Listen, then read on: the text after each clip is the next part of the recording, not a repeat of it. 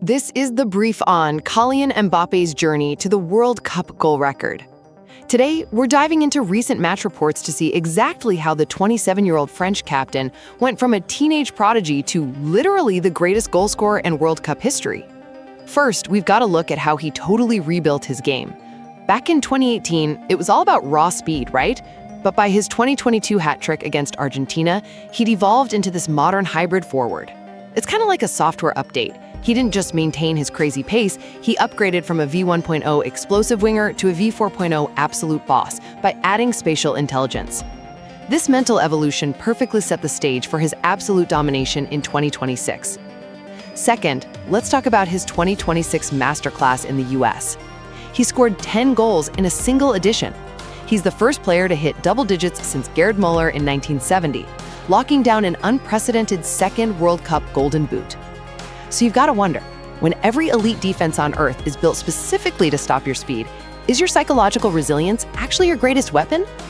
Well, that relentless drive pushed him past the ultimate historical threshold. Finally, we get to the all-time record. During the 2026 third-place playoff against England, Mbappe scored twice. This pushed his career World Cup tally to an astonishing 22 goals in just 22 matches. At only 27 years old, he officially surpassed Lionel Messi's record of 21 goals to become the undisputed king of World Cup goal scorers. Mbappe's historic milestone is simply the breathtaking result of combining generational physical gifts with relentless, real-time reinvention. If history is already conquered at 27, what impossible records is he going to shatter next? Whenever a generational talent breaks a major record, the immediate reaction is usually just to credit pure, unteachable athleticism. Right, like they just won the genetic lottery. Exactly. But when you actually break down the data, the reality is a lot more calculated. So, welcome to today's deep dive. We've got a lot of ground to cover for you today. We really do. We are pulling from recent sports science journals, tactical blogs, and fresh match reports from the 2026 World Cup.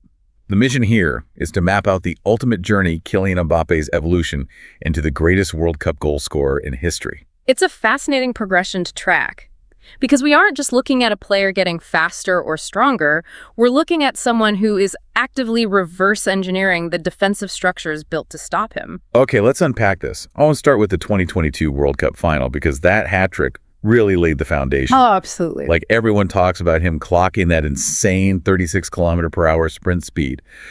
But I was reading the sports science journals on this match, and I'm genuinely stuck on the biomechanics of it all. It's wild. Yeah. He hits a penalty, which has an XG of 0.76. Then, a mere 97 seconds later, he hits this absurd, low-probability volley. Physically, how does a player recalibrate that quickly under that much pressure? Well, it comes down to rapid neural recalibration and honestly supreme hip flexibility. You have to remember, a penalty is a closed skill. It's static. Right, you dictate the rhythm. Exactly. But that volley was an open skill and just total chaos. Okay. To transition from a controlled stationary strike to suddenly tracking a dropping ball in midair, I mean, he had to shorten his stride in milliseconds. While a defender is closing the gap. Yeah, he had to completely decouple his upper body rotation from his lower half. It requires your brain to instantly remap your spatial awareness. Which perfectly explains why tactical analysts call his hybrid forward role a defensive nightmare. I sort of view it like a video game cheat code. Oh, a total glitch. He forces elite defensive structures to just break. Because, they don't know whether to mark him as a wide winger or a central striker. What's fascinating here is that he didn't just rely on that 2022 blueprint. By the time he hit his 2024 to 2025 season at Real Madrid, those same tactical blogs were calling him the V6.0 apex predator. V6.0? I love that. Right. He systematically removed all these unnecessary movements from his game. I read those same reports, but I'll push back a bit here.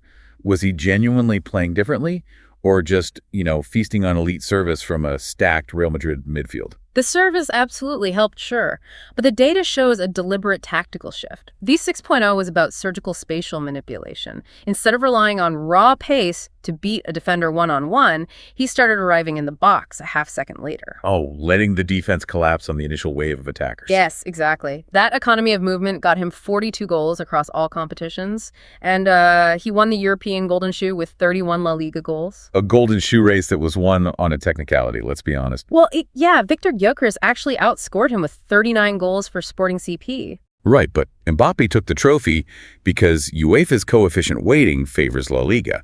He got 62 points over Gyökeres's 58.5. The math undeniably tipped the scales. But that specific achievement secured an unprecedented milestone.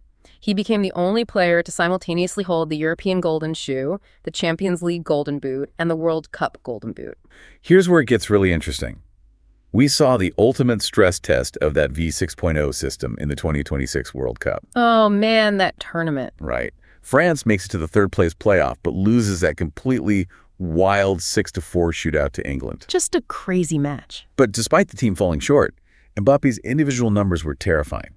10 goals in the tournament. He had braces against Iraq, Senegal, Sweden, and England. The finishing is one thing, but the evolution into a primary orchestrator is what really stands out to me. He logged 14 total goal involvements in that single tournament. Wait, 14? Yeah, 14. Since detailed data tracking began in 1966, no single player has registered that many involvements in one edition. When teams finally figured out how to double-team his late-box arrivals, he weaponized that gravity to create space for everyone else. Wow. And it paid off historically. By hitting 22 career World Cup goals at just 27 years old, he officially surpassed Lionel Messi's 21. The all-time leading scorer. Yep, the all-time scoring crown. If we connect this to the bigger picture, it's so easy for you to look at a record like that and chalk it up to athletic talent. But his journey is a masterclass in relentless, iterative self-improvement. From V1 to V6. Exactly. He combined that mechanical evolution with absolute, terrifying composure under global scrutiny. So what does this all mean? Since Mbappe has broken every record by constantly updating his own internal software to exploit defensive blind spots, how on earth does the rest of the football world evolve their defensive systems just to survive the next decade of his career? It's definitely a provocative question to ponder the next time you see him line up. If you enjoyed this video and found it helpful, please consider subscribing to Decision 45. Your support means the world to us and helps us keep creating high-quality content just like this. Don't forget to hit that like button, leave a comment with your thoughts, and subscribe so you never miss an update.